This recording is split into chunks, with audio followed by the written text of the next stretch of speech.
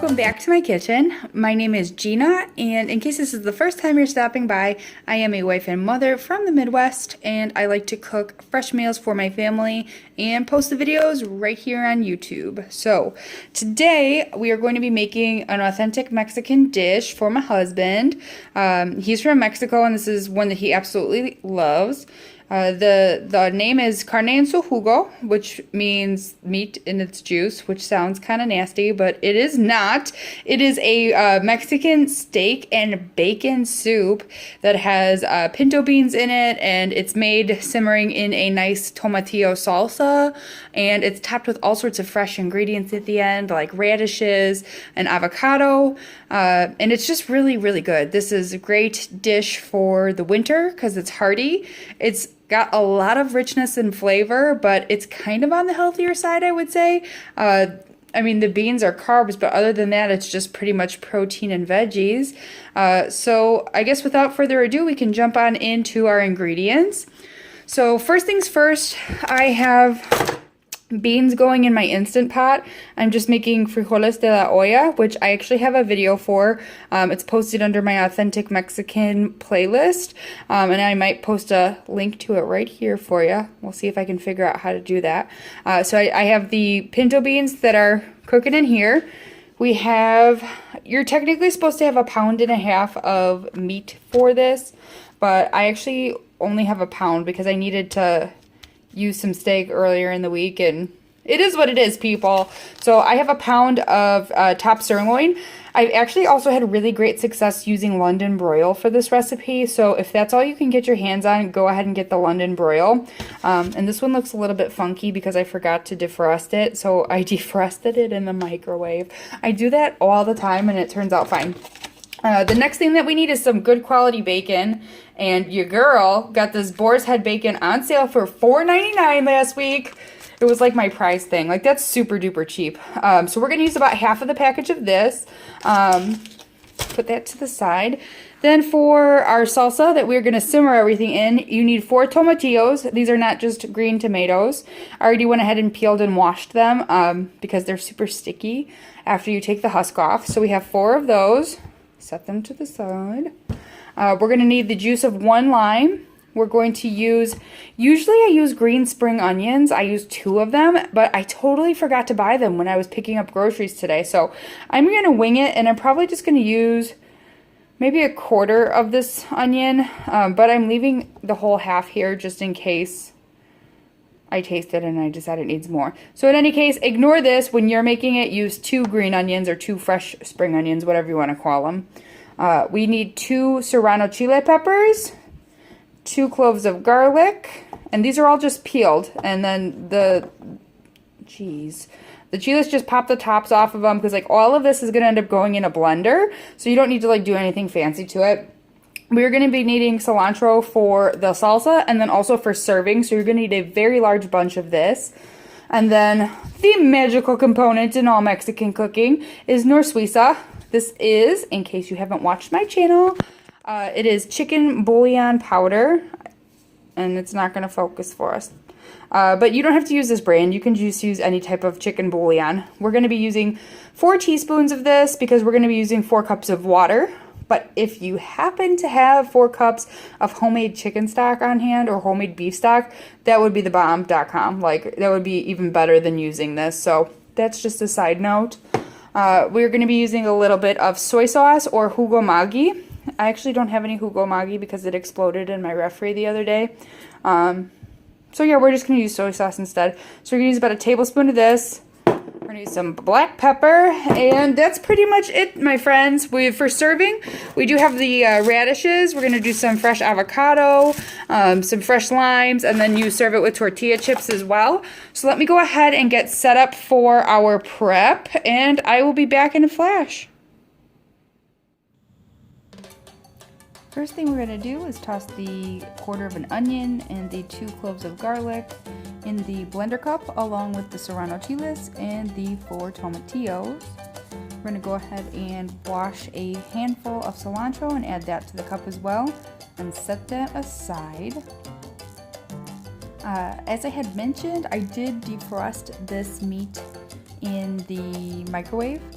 but I usually like to leave it slightly frozen a little bit. That didn't happen this time because that is like my #1 tip about cutting up meat or slicing meat in general, whether it's chicken, fish, or steak.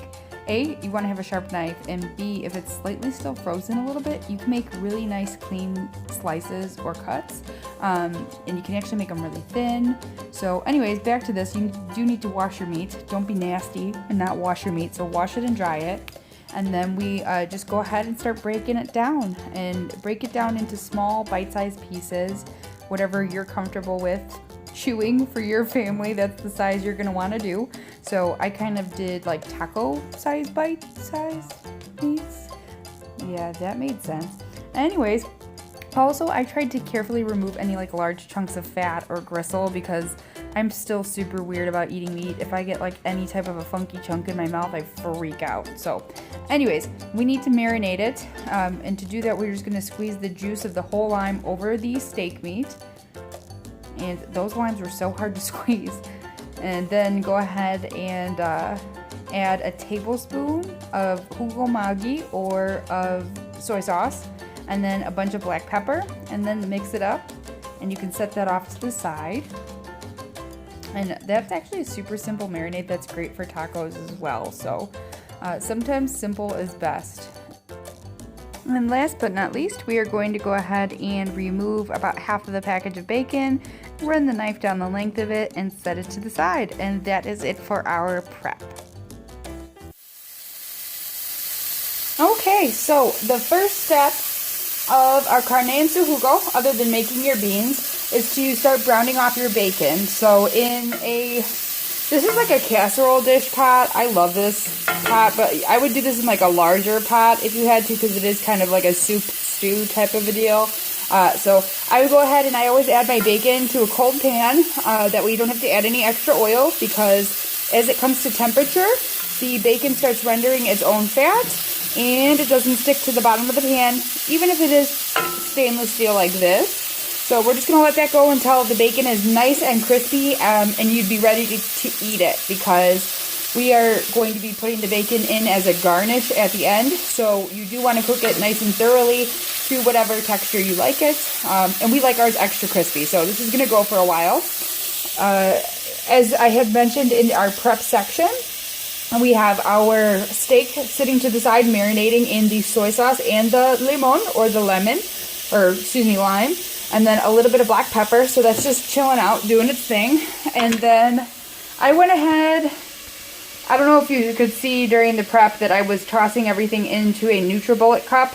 So I've got all the veggies in there, the tomatillos, the onion, the garlic, the cilantro, the serrano chiles, and I added 1 cup out of our 4 cups of water to this cup, if you will. And then I added our 4 teaspoons of Nor Suiza in there because I want it to blend up nicely. And I'm going to go ahead and blend this up. So I'll be back when we're ready to start tossing stuff to the next step.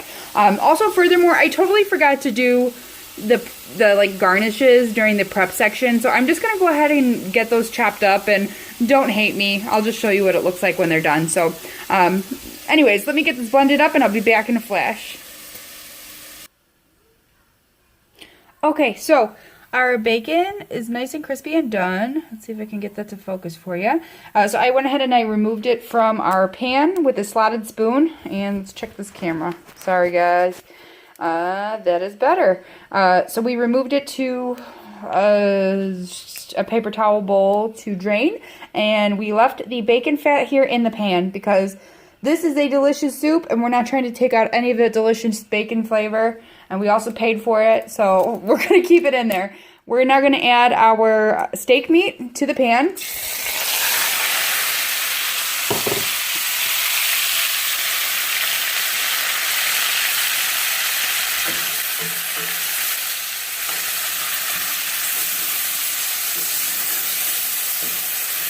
Oh, Lord, does that smell good. Steak and bacon, folks. Okay, so we're going to go ahead and brown off this meat. It doesn't have to be totally well done. You're not looking for like any type of crispiness in regards to texture, because we are going to simmer it in the salsa that we made, and that's what that looks like after it's been blended up. So it's a super vibrant green. I've started prepping our garnish ingredients. So I just chopped up some cilantro.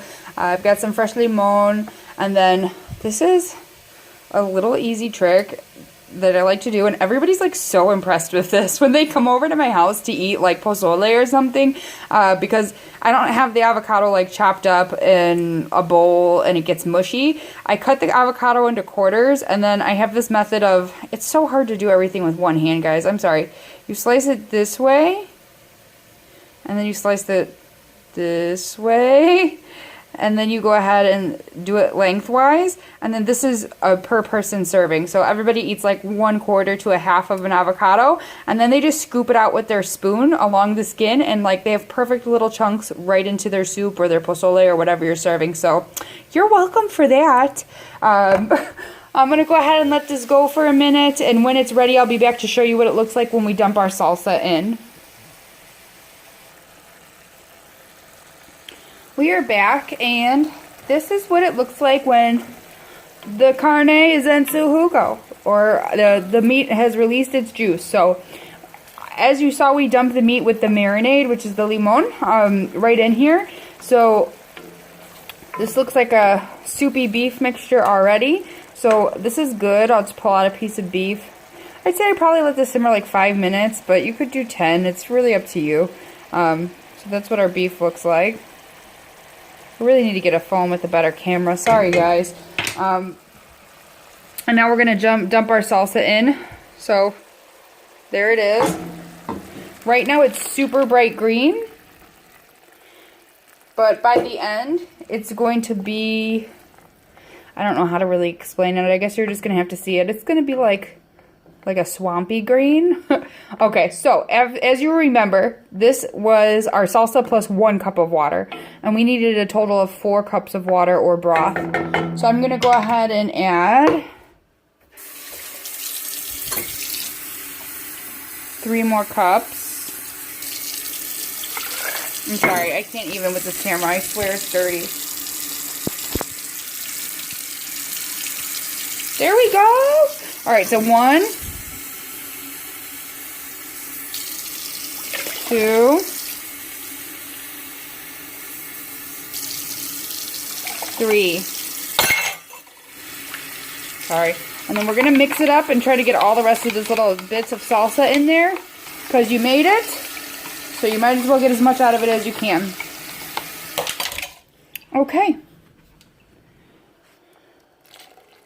Add that to the pot. We're going to go ahead and raise the heat up on this and bring it to a boil. And then once it does, we will reduce it to a simmer. And I'm going to let this go for about 20 to 30 minutes, depending on the tenderness of your beef. So this was a top sirloin, which is a little bit more of an expensive cut of beef. But if you are doing the London broil, you might want to check it and let it go for a full 30 minutes just so the meat gets nice and tender. In the meantime, I'm going to chop up the radishes, and I might actually chop up some fresh onion as well, just because my husband likes it. He likes to like put it in his soup at the end. So that's not a traditional ingredient for carne and su jugo, but he definitely likes that. And my husband took the girls to the store to go get some tostadas, so I might break open some wine and sit on the floor. Yes, that is what I might do. So anyways, we're going to let this go, and I will be back when I have something eventful to share with you. Alright, ladies and gentlemen, this is what I meant by the soup would change its color to like a swampy kind of color by the time it's done. So that basically just means that the tomatillos and the chiles are cooked, and this is ready to go. So as you could tell, it needed a little bit more beef, so 1.5 pounds, maybe even 2 pounds if you guys like a lot of meat in your household would be better. And I know this looks super plain. It's like some beef floating in its juices, aka the name Carne and su jugo. But I can guarantee it is going to be bien ricachon. Which, if you don't know what that means, it means it's like a slang way of saying like really, really good. So yeah. And then we have our frijoles de la olla here, which are nicely cooked. Sorry, the steam is making it hard to see. So I'll be back in a few minutes. My husband isn't home yet, so I'm going to wait before I plate this up. But I will be back. Okay, so I'm going to try to serve this without burning myself with one hand. So we use a large bowl for this because this is meant to be like a full meal in one plate. I'm going to be eating a sad small bowl because I'm on a diet. But in any case, you're going to go ahead and remove some beans, like a scoop of beans, and try to keep the liquid of the water inside of the olla. So just get your beans, right? And you put those in the bottom of the bowl. And I'm probably going to do like another small scoop because I know he's hungry. So that's a lot of beans. That's like a cup and a half of beans. Whatever. And then next, this looks a little like swamp ass because that bacon, the boar's head bacon, has a lot of fat. So I probably should have removed a little bit actually of it. I didn't really pay attention to how much was in the pan because I was so excited about telling you that you didn't need to remove it. So in any case, that's what that liquid is floating on the top. So I'm just gonna get him some steak in here. Oh nice, they just got home. Hi, honey. Okay, so we're gonna put about that much steak, and then now I'm gonna add some of the liquid to it. Oh man, I am making a mess. Let's see if I can get both things in here.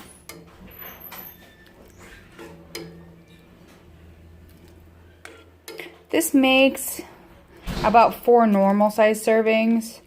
This is gonna make a little bit less because I only had the 1 pound of beef in here. And furthermore, my husband eats big servings. So I would say this would make like 4 normal size bowls.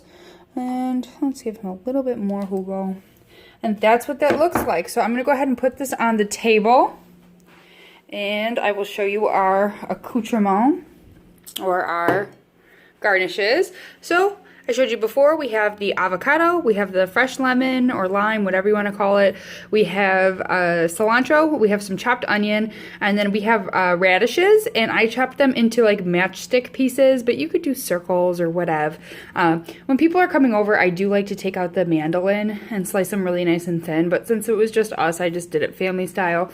And then here's our bacon. So you're going to go ahead and layer the bowl up and then dig right in. So I'm going to say I'll be right back again for the 100th time this video, but I'll be right back.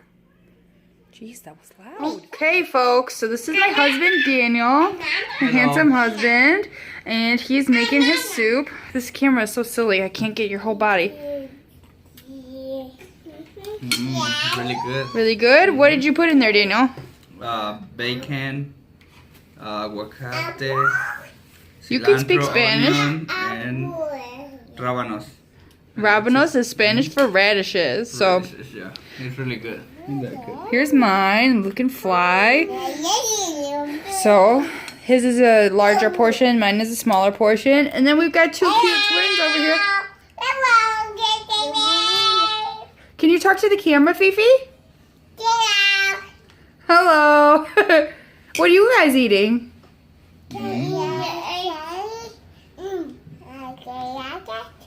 Yeah? Okay. Alright, folks. Well, that's it for Carne and Jugo. Maybe next time I figure out a way that I can get on camera so you guys can see what I look like. And I hope you enjoyed this video. This is a nice family meal. It's delicious and something totally out of the ordinary, so I'd appreciate it if you gave it a try. If you could like this video, that would be awesome. And if you could subscribe, I would be eternally grateful. I'm going to go ahead and pop a couple of links here somewhere to some other videos you might enjoy, including the video for frijoles de la olla, because you will need it for this. And I thank you again for spending your time with us in my kitchen. Have a good night.